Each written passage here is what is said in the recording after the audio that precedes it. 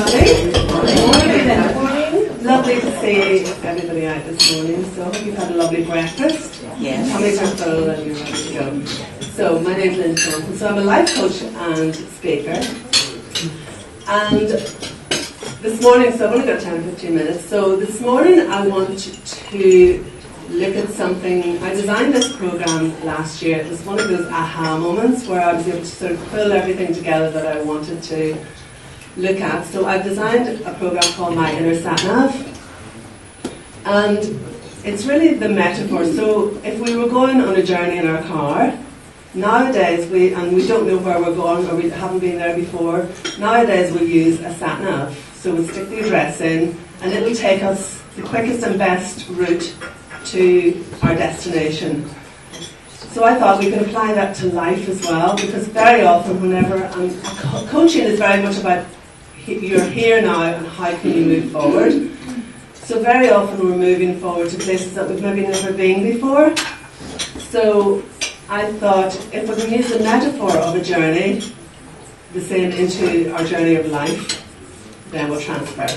So you can see that the acronym SATNAV is down there, from success right down to values. Now, you can also see there's be, do and have. Very often in life we look at, or we say to ourselves, whenever I have such and such, I'll be happy. Whenever I have the job, I'll be happy. Whenever I have the baby, I'll be happy. Whenever I get the new house, I'll be happy.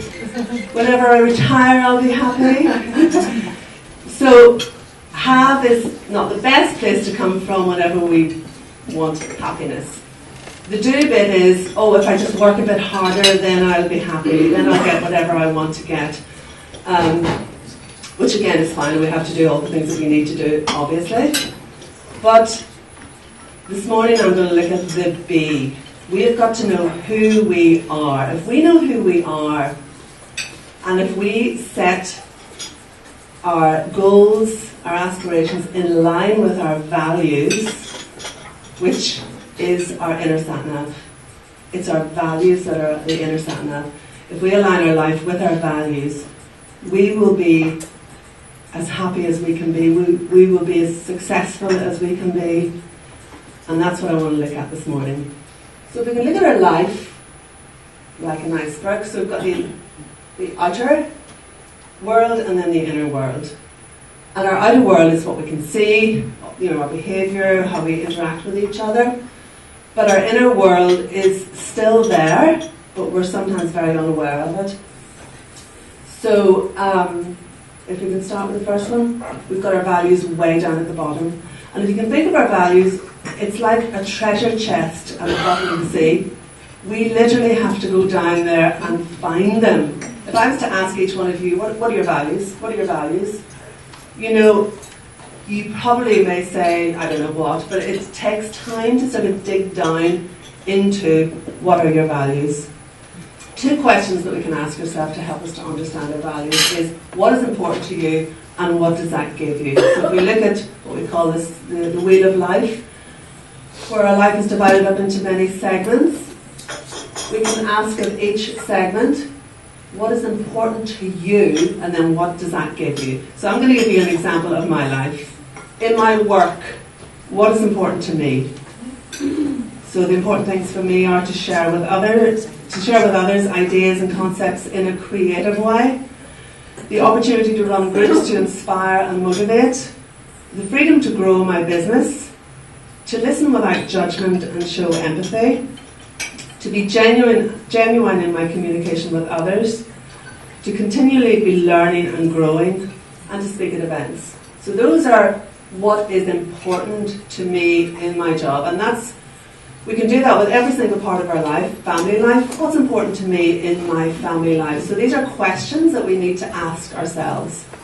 Then, what are my values around these things? So, when I talk about sharing with others ideas and concepts, creativity is key for me, a key value for me. The opportunity to run groups and to inspire and motivate, connection. So for me, even though it's quite nerve-wracking, I love this, although I love to be walking around with you and talking with you and interacting. I love connection. The freedom to grow my own business, freedom, so that nobody's telling me what to do. So I left my full-time job in September and decided to go out on my own. I love it. Even though it's hard, I love it. I love the freedom to explore and to try new things, and so freedom's really important to me. To listen without judgment and show empathy, so respect, is very important. It's a value that's really very important to me. Fun is another. I've got to have fun. Definitely need fun. If I don't have fun, it's not. Definitely need fun. To be genuine in my communication with others, compassion.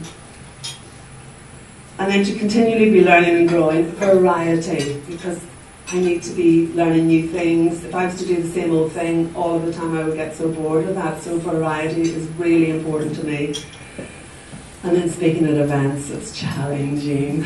It really is challenging.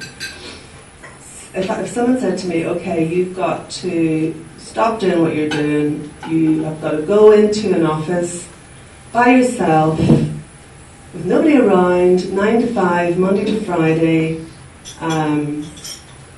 how do you think I would feel? Which of my values do you think would I not be able to align myself with? Fun. And this is probably how I would look. That's how I would feel. So can you understand that if we know what our values are, we are much more likely to live by them rather than let other people dictate to us? Because somebody might say, stop complaining, at least it's a job. At least you're getting paid for it, so why would you be complaining? But my life would not be happy. And it's not being selfish. And I know that even us women, tend to be selfless and think about other people first. And then we don't think about ourselves. And we think, oh no, that's being too selfish if we do that. But actually it's not. Because we've got to live out of where we are and out of the truth within us. And that will be so much better for everybody around us as well. Because whenever we're like this, we're not happy. So just the next one. The next one are beliefs. So our beliefs are the expression of the degree of certainty that we have about something. It's our truth or our story of the world, but it's not necessarily correct.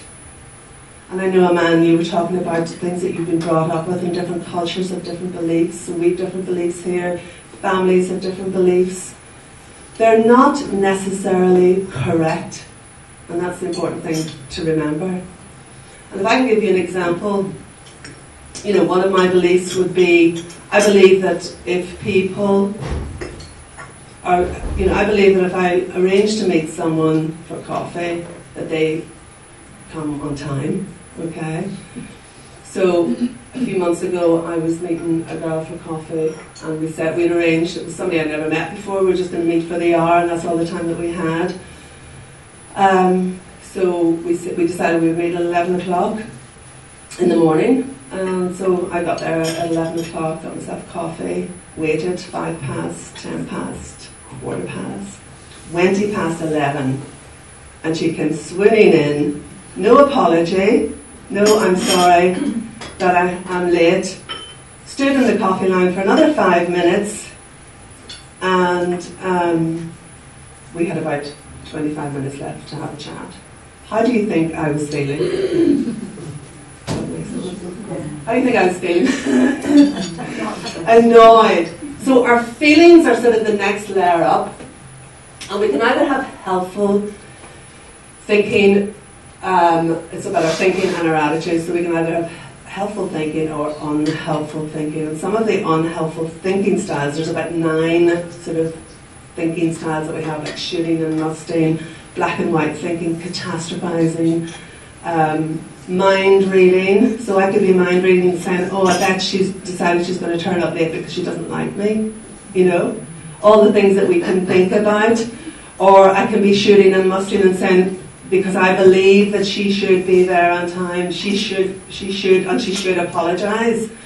So there's our thinking sort of is the next level up. So we've got our values, our beliefs underpinning that, over that, and then our thinking. Then in the outer, we see our behaviour, how we interact with other people, how we respond to other people. In that situation, I decided to say nothing because I knew it was a one-off, and I just kind of laughed, and because I know this stuff, I had just recently learned about this, I thought, I'll say nothing. However, if it was a relationship that was going to continue on, I definitely would have to say something. And I've also learned, and we haven't got time to look at it this morning, a way of being able to ask for what you want and need in a way that is really, really powerful. But I can do that some other time. If you want me to come and talk to you about it, I can do that. So I would have used that formula for that. If we look back on that, my thoughts, my belief underneath that was I believe that people should be on time whenever I make the effort to be on time. So our thoughts will be challenged, our beliefs will be challenged, but also our values will be challenged. What do you think, which values would you say, because our values get stood on, and whenever we react to something, it's actually tapping into our values. Which one or ones do you think would have been affected for me? Respect. And fun. No fun waiting. And fun. Exactly. Do you know which was the biggest one for me? The next day I sort of went through this whole process to actually see how did I feel, and I wanted to check, my values in this. The one that actually stood out most for me was connection. And that might be surprising, but that was what I needed, because our values are also our needs. So I need connection, I need creativity, I need whatever, respect. So it was actually connection was the thing that annoyed me most, because I thought 25 minutes I've had of not being able to spend time with this girl, and that was what annoyed me the most. So you can see how if we just go on to the next one, it's about self-awareness. It's about bringing what's down there, because it's down in there, and every single one of us, that includes the men as well. It's down in there, and all this stuff is going underneath the surface that we're usually unaware of if we don't check it. So the important thing is to be self-aware. It's bringing what's inside up into our thinking brain, because we've got the thinking brain and the emotional brain. So all of this is in our emotional brain. If we bring it up into our thinking brain and start to process it, think about it, is so powerful. It really is so powerful. So just the next slide, please. So why do values matter? Values matter because we understand ourselves so much better and recognise why we respond to events and people in our lives the way that we have. Our values are our inner sat-nav. That's what will point us in the right direction. Our values will lead us. And even a man, you were talking earlier on, and I would say one of the words that you use, which I think is one of your values, is courage. So when you are, doing what you want to do, it will be courage, because our values drive us, they motivate us, they inspire us. So courage will probably be the thing that you will be determined in. Would you agree? So when you think courage, and remember that word courage, it will make you press on through to the scary bits, and through fear, and believing that I can be courageous to do whatever I need to do, and you will do it, I believe, which is lovely, really lovely. Whenever we have a decision to make, we can run it past our values and make sure the action we take is compatible with them. Otherwise, it's going to be uncomfortable. So that's the other thing is so important. If we know our values, when we're making decisions, should I do that, should I not? Is it in line with my values? Not sure. Well then, it's okay not to do it. And that's why, for me, all of this is so important, because we listen to other people, and especially today, there's so much political correctness. We should do this, should do that. Everyone's telling us how we should think. I just want to get up and say, stop. It's really important that we come back to ourselves, start to think for ourselves instead of listening to everybody else. And almost I think society has got to the point where you're nearly not allowed to think for yourself, because I know even sometimes I have conversations with my peer group, and if I say something that they disagree with, it's like I've got two horns.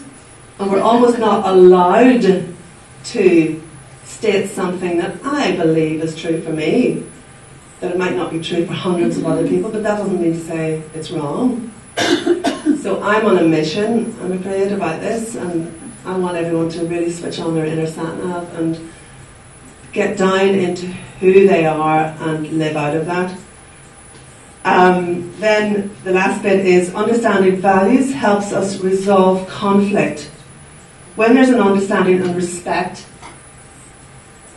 that we each have a right to live according to our own values, we can find ways to communicate that respects all parties, and that is really, really, really important. So, I mean, how good is that? Values where we can understand ourselves better, where we make better decisions, and where we can actually resolve conflict, which is absolutely amazing. And then just very briefly, this is me out in my Jeep. I'm going to use my Jeep to get out and about and use it even as a metaphor with my inner sat-nav.